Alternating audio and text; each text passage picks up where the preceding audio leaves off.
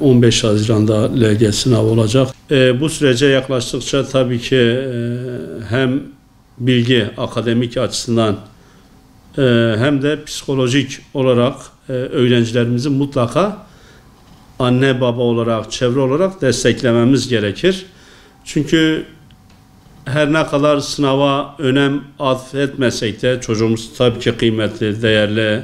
Sonuçta bizim için önemli olan çocuğun sağlığıdır, kendisidir, varlığıdır. Ama sınav da bir gerçekliktir. Bu da kaçınılmazdır.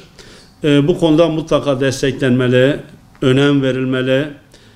Çocuğun kıymetli, değerli olduğunun mutlaka vurgusunu yapılması gerekir. Bu konuda çocuğa da tabii ki tavsiyelerde bulunmak gerekir. Özellikle çabasının, gayretinin değerli olduğu, kıymetli olduğu ama bu süreçte de çocuğun da en azından derse yönelik bir gayret, bir çaba, bir emek sarf etmesi gerektiğini vurgulayıp bu konuda da onlara yardımcı olmamız gerekir. Özellikle sınavın sadece bir araç olduğunu, çocuğun daha kıymetli olduğunu, bir son olmadığını vurgulayıp buna rağmen yine de sınavda daha başarılı, daha etkin, daha iyi bir puan alarak iyi, güzel bir liseye girmesi için de motive etmemiz, desteklememiz, yanında olduğumuzu hissetmemiz gerekir. Tabii gerçekten sınav çocuk için de oldukça zor. Bunun yanında aileler de çocuk kadar kaygılı, beklenti içerisine giriyor. Ama bu her şeyin sonu babında bakılmamalıdır. Sonuçta bazen küçültüp bir lise giriş sınavının olduğunu, istediğin liseye belki giremezsen, sınav iyi geçmese de mutlaka başka bir liseye girip ki bunların dışında da iyi bölümler kazanan normal liseleri kastediyorum. Tümü Anadolu Lisesi zaten. Diğer Anadolu Lisesi'nde de iyi bölümler kazanan öğrencilerimiz çoğunlukla görebiliyoruz.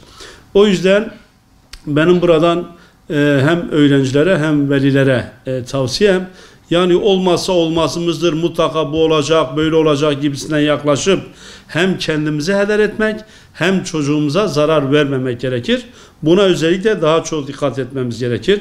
Bu süreçte az önce bahsettiğimiz gibi bir aylık bir süre kalmış.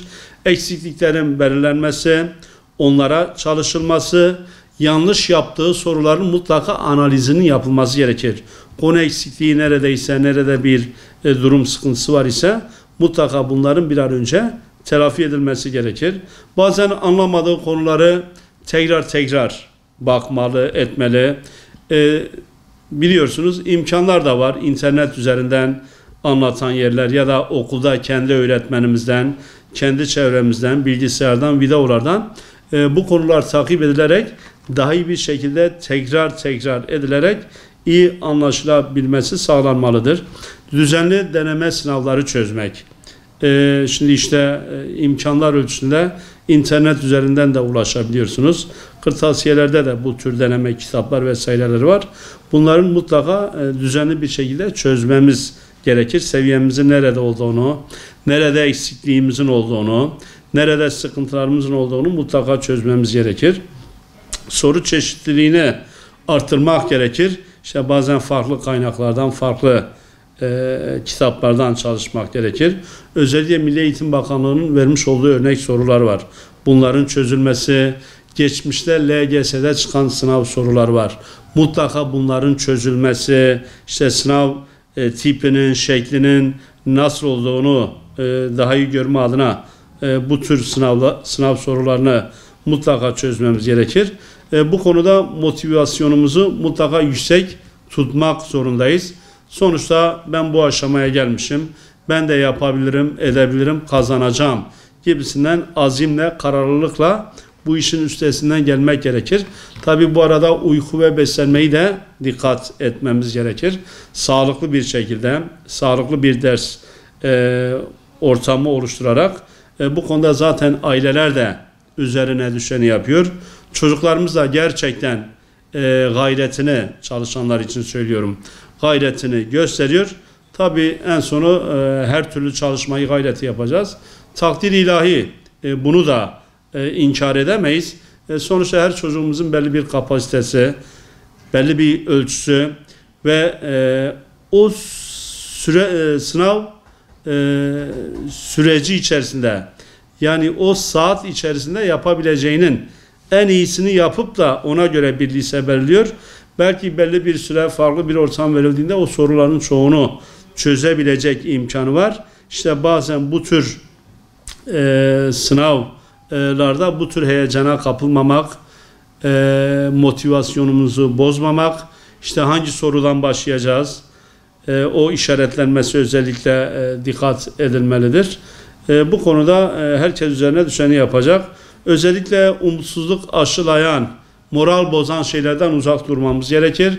Çünkü hali hazırda bir ayımız var. Bir ay uzun bir süredir, kısa bir süre değil.